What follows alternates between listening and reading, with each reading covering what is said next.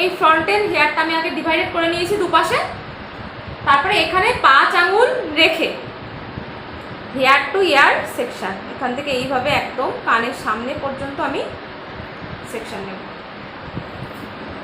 এবং এমনভাবে এটাকে ডিভাইডেড করতে হবে যেন এদিককার চুল কোনো রকমে ওদিকে না যায়,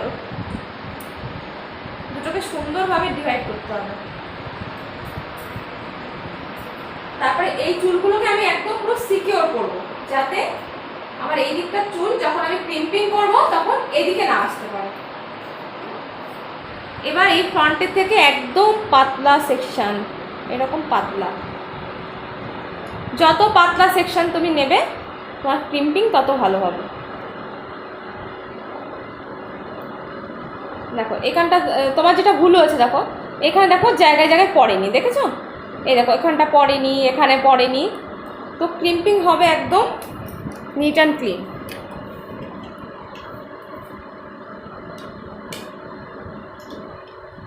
মেশিনটাকে আমি ধরলাম, এবার এই যে 2 হাতে এই বোঝা গেছে? তাহলে একদম এরকম পাতলা সেকশন নিচ্ছি, সেটাকে কম করব ভালো করে,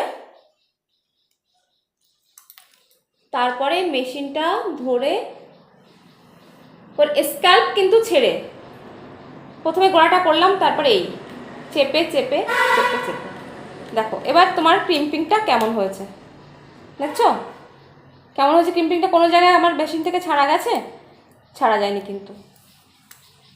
তাহলে বুঝতে পেরেছো কীভাবে করতে হবে? এখানে প্রচণ্ড বেবি হেয়ার, যখন এরকম বেবি হেয়ার থাকবে খুব সাবধানে ক্রিম্পিং করতে হবে। এরকম এক জায়গায় আমি বেশিক্ষণ মেশিনটাকে স্টে করবো না।